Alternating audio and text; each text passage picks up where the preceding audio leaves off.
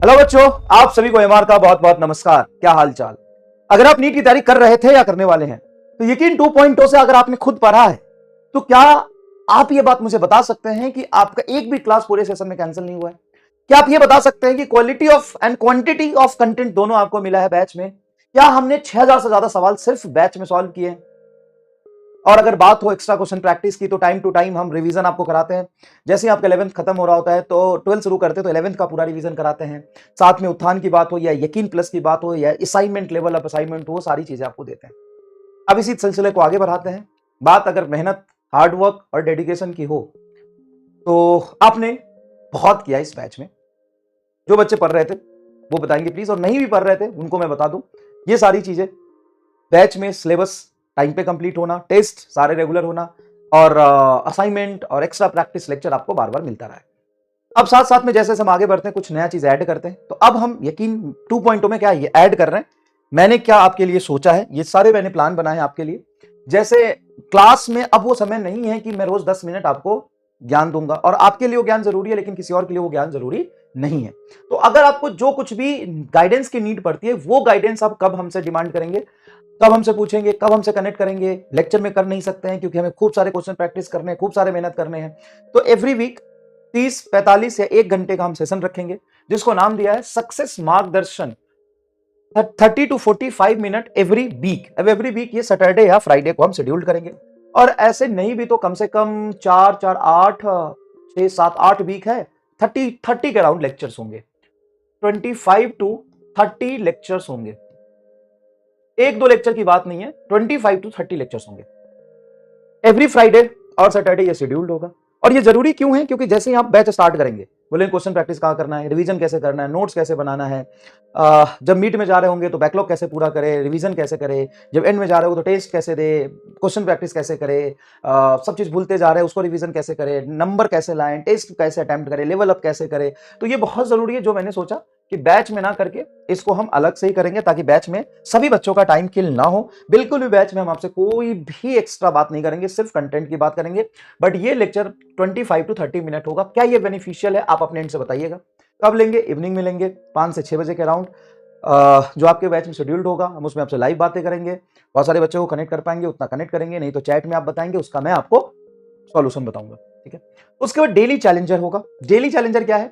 2 से 3 से 4 क्वेश्चन आपको एक चैलेंजर होगा। जो टॉपिक आज की क्लास में पढ़ाया उस पर बेस्ड हम बहुत सारे बेसिक क्वेश्चन कराएंगे, मॉडरेट कराएंगे, टफ कराएंगे। अब बेसिक मॉडरेट तो आप सीख गए, वैसे आएंगे तो कर लोगे, डीपीपी में ऐसे क्वेश्चन आते ही और आपको प्रैक्टिस करना ही है डीपीपी का। लेकिन 2-3 चैलेंजर क्वेश्चन जो अपनी तरफ से हम देंगे, जो आपको अगले क्लास में या 2 क्लास के बाद एवरी क्लास में ये चैलेंजर क्वेश्चन मिलेगा। आफ्टर एवरी सेकेंड क्लास उसका सॉल्यूशन वीडियो अपलोड हो जाएगा। अब ये उसी बैच में डेली चैलेंजर का एक सीक्वेंस होगा, उसमें होगा daily challenger solution 1, solution 2, solution 3, ऐसे लेक्चर आते जाएंगे। ठीक है, डेली चैलेंजर के, या फिर हम क्लास में उसको डिस्कस करते जाएंगे। ठीक है। उसके बाद एक बहुत यूनिक मैंने बनाया Mahamanthan. Mahamanthan is assignment, a sheet based on the theoretical section. बच्चा कहता है कि सर न्यूमेरिकल हो जाता है, हम थ्योरी में फंस जाते हैं।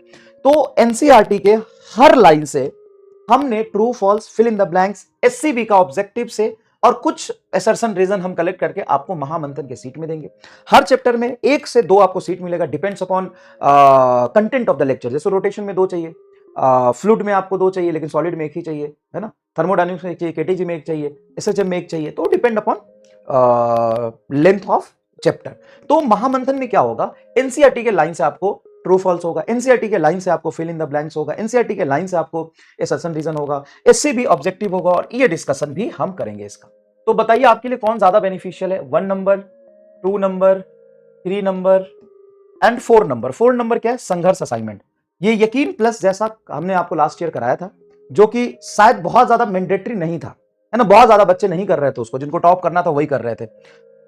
तो यकीन प्लस के जो कंटेंट है जेई मेंस के और अच्छे लेवल, क्योंकि बहुत सारे जेई मेन के क्वेश्चंस मैं क्लास में करा दूंगा, लेकिन और अच्छे लेवल के क्वेश्चंस, जेई एडवांस के कुछ क्वेश्चंस, लेवल अप क्वेश्चंस, और इसके साथ साथ एक सीक्रेट चीज है जो मैं आपको बताता हूं। कुछ 300 प्लस क्वेश्चन का कलेक्शन है मेरे पास, क्वेश्चंस का कलेक्शन है मेरे पास। तो ये कौन से क्वेश्चन है? ये डिफरेंट बुक्स, डिफरेंट जगह के टेस्ट सीरीज, डिफरेंट सोर्स से। वो बच्चे जिनके मार्क्स मॉक में 700 प्लस आ रहे थे, 680 आ रहे थे, 695 आ रहे थे, उनके पूछे गए डाउट जो उन्होंने मेरे से पूछा था उसके कलेक्शन है, कुछ 250 से 300 सवाल है।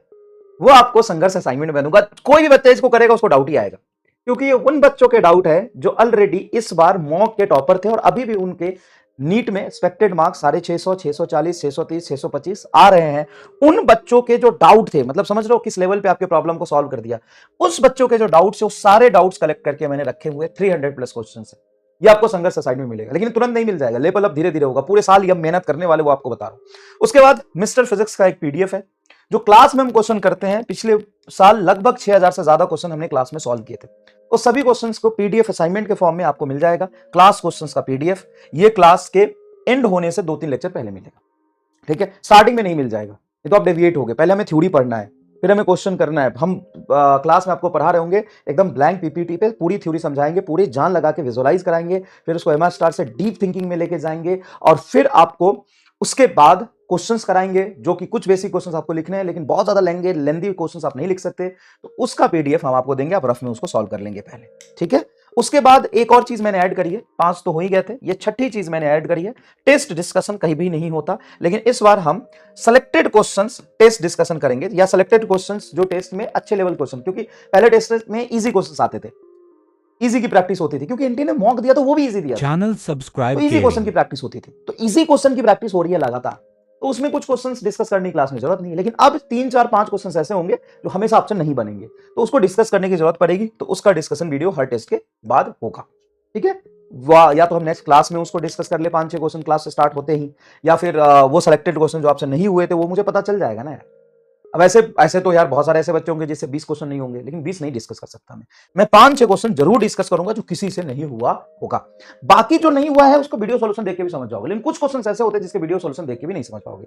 तो होप आपको कौन सा सबसे ज्यादा बेनिफिशियल लगा ये बताइएगा, और ये पूरे साल हम करने वाले हैं, ठीक है। Thank you so much, all the best.